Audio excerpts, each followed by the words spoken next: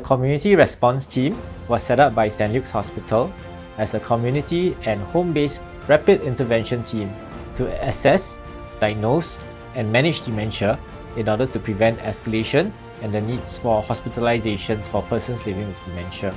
Our team is set up to be able to do home visits on short notice and at no out-of-pocket cost to the patients, to stabilize very stressful situations in caregiving and to prevent the need for tertiary hospital stays. This person-centered approach is responsive to the healthcare needs of persons living with dementia and has brought about cost savings to the healthcare system through reduction of preventable hospital admissions related to dementia and mental health.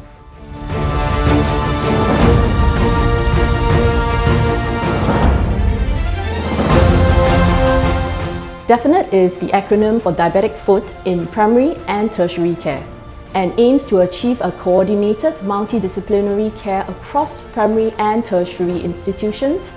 In primary care, at NHG polyclinics, we have the DM foot step for ulcer prevention. And in tertiary care, they have the multidisciplinary team-style deep clinics. At 18 months, we were able to demonstrate a significant reduction in major lower extremity amputation with a decrease of about 20% and also a significant reduction in minor lower extremity amputation of about 60% reduction. We were able to upskill nurses and also create a diabetic foot coordinator role to ensure that patients do not fall through the crack.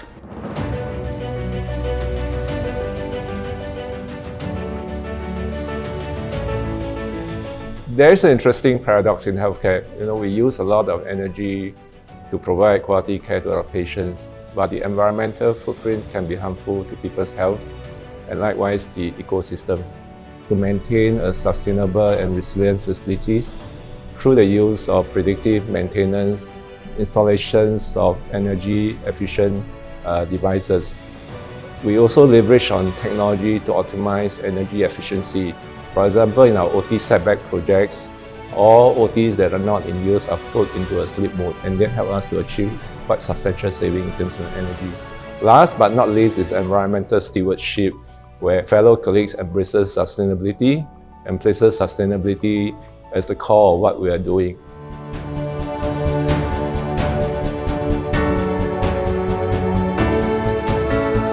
NUHS Group FM has moved from the preventive maintenance to predictive maintenance mode with an emphasis on improving the overall resiliency and effectiveness of the building. One is to use the drones to conduct building inspection because it is cheaper, it's very, very effective, and the images captured allow us to have very precise information on the building defects, and that's where my engineers will come in and do the rectification. Now, using our IoT sensors allow us to predict the maintenance of the buildings as well as the equipment. Now, we introduced this touchless technology in visitor lift during COVID-19 days with the intentions of improving infections control and be less dependent on the housekeeper to clean the lift.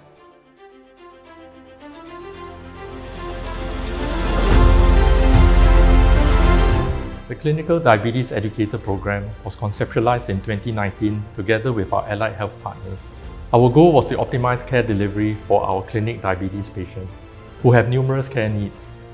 This novel transdisciplinary diabetes project was conceptualized to streamline diabetes care by cross-training and elevating the capabilities to a new role known as the Clinical Diabetes Educator or CDE. Through the program, the CDEs are empowered to perform transdisciplinary roles to address multiple aspects of diabetes management in a single visit. More importantly, it is also a greater satisfaction for CDEs to provide holistic care to all our patients.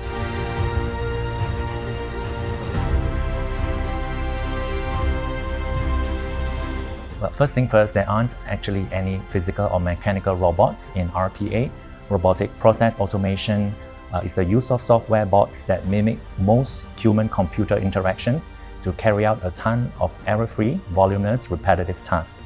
RPA bots complement our workforce as digital workers to improve efficiency so that our staff can focus on higher value work to bring about better care delivery, patient outcomes, and experience.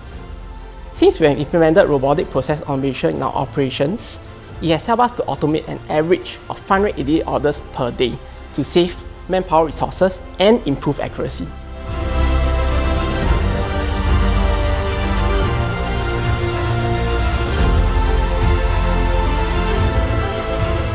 Improving mobility via exoskeletons, or iMove for short, arose out of our desire to bring enabling rehabilitation technologies closer to the people who needed them.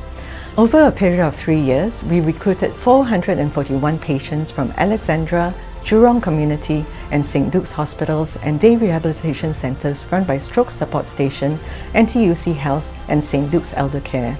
We found greater improvement in mobility function for the more severely dependent walkers with the exoskeleton training compared to controls. Clients can take many more steps, which enhances neuroplasticity and cardiovascular training. Using EXO decreases the number of therapy staff to work with the client, as you only need one therapy staff to operate the device with another person standing by, when previously we may need 2 or 3 therapy staff to work a client.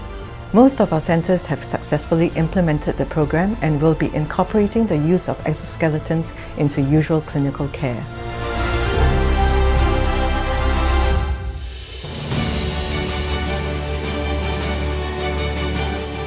As part of communal living and active empowerment, Renzi encourages our nursing home residents to move freely within designated areas.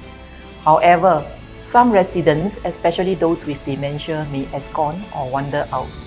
To keep residents safe, the team adopted Smart Geofencing System, SGS, which uses RFID technology to track and record movements, and alert staff if residents walk past a RFID reader at non-designated areas. This initiative enables our residents to have more social interaction, as they are able to visit friends at other levels, which is important for cognitive health and the overall well-being for all our residents.